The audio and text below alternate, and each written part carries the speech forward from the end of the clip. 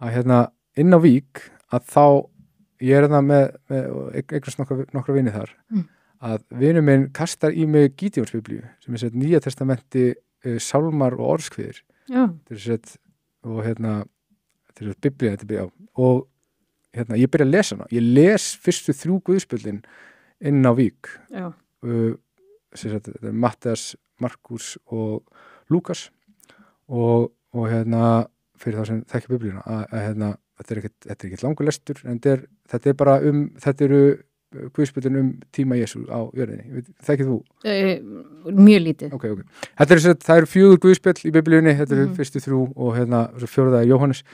og það eru fullt af dæmisögum fullt af góðu dótið og ég man að það var eitt sem að svona það voru 2 dæmisögur sem að mér fannst svona ok, þetta make a sense það er dæmisagan 100 sauðina, það er eitt sem týnist og að góði hirðirinn fer og sækir hann eina týnda sauð og skilur hann 99 eftir og að hirðirinn fer og sækir hennar sauð og að hann skilur engan eftir og svo er sagan týnda sonin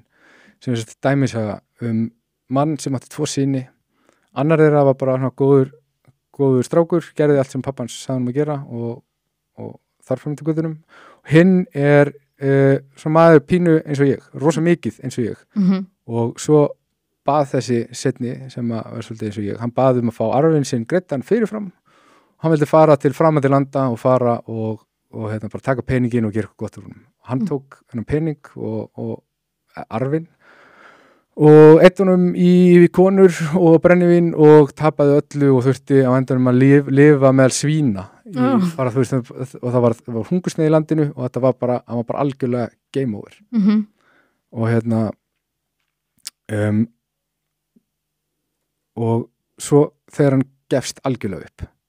það er bara, hann getur ekki, hann er eins og ég segja, hann bara lífur með svína, hann er búin að tapa öllu, hann á ekkert, það er ekkert eftir, hann er gjörsamlega niðurlæður og auðmýktur, það er allt farið, það er ekkert eftir. Og svo kemur hann heim og hann vill í hús föður síns og það eina sem hann vill gera er að fá að vinna í húsi föður síns og segir, ég er búin að syndga gegn þér, ég er búin að óhrenga nafn fjölskyldunar, ég er bara verið ömurlegur sonur,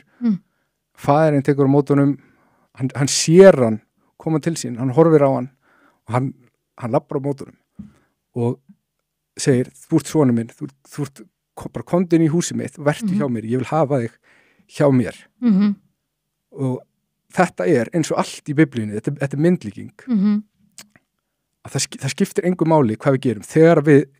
erum tilbúnir að koma heim, þegar við erum búin þegar er ekkert eftir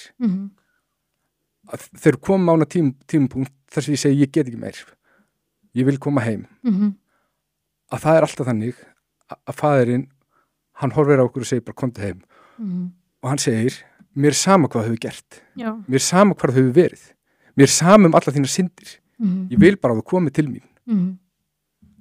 og þessi saga, hún hreyfði við mig ég fatt ekki hvernig hún var en á einhverju augnabliki þegar og ég er búin að vera að fá mér og ég hef smá áhuga á kristinni trú, bara svona á einhverju svona fræðilegu leveli og ég er mjög erfitt með að tala um þetta bara ég elska Guð sko og ég er búin að vera að fá mér í 3 daga og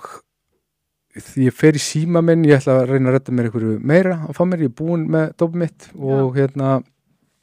og fer og senda einhver skilaboð á einhver díler og hann svarar ekki og ég fer inn á TikTok og það kemur upp á predikari inn á TikTokið mitt og hann talar bara inn í líf mitt og hann segir bara það er ekki meira dóp fyrir þig, það er ekki meiri drykkja, það er ekki fleiri stelpur nú er þetta búið, þú ert búin komdu bara heim komdu til föðurins og það sem gerist þarna er að ég fer bara grátandi á hinn og ég kem til föðurins og ég segi, ég get ekki meir ég vil bara fá að koma í þitt, bara vinna bara hvað sem ég bara vil ekki vera sá maður sem ég hef verið undanfarið en eins og í dæmisögunni þá þegar segir faðirinn mér er alveg sama hvað þú hefur gert ég er bara fegin að þú sért komin heim þú ert komin heim og ég er ekki og ég geri það, þú ert ennþá erfingi minn þú ert ennþá sonur minn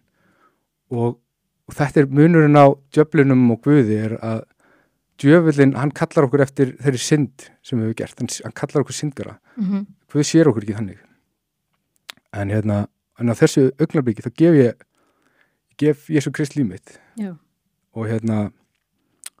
og bara og ég er í marga klukkutíma að bara að biðja, að gráta Hvar varstu? Varstu heima hjá þér eða? Ég veit ekki eins og hvort ég megi segja þetta ég var á nætuvætt í vinnunum minni það er reikina bara en ég veist að þú veist, enda þar á nætuvætt og ég finna bara einhvern veginn að ég er einhvern veginn að verða heill aftur, þú veist ég búin að vera vakandi í einhverja þrjá daga það er eitthvað að læknast innra með mér og ég trúi því að þessum tímapunkti að Jesú hafi læknað mig af fíkn og mér hefur ekki langað í síðan þá og þetta umturnaði öllu í mínu lífi ég tók við Jesú Kristi á þessu augnablikki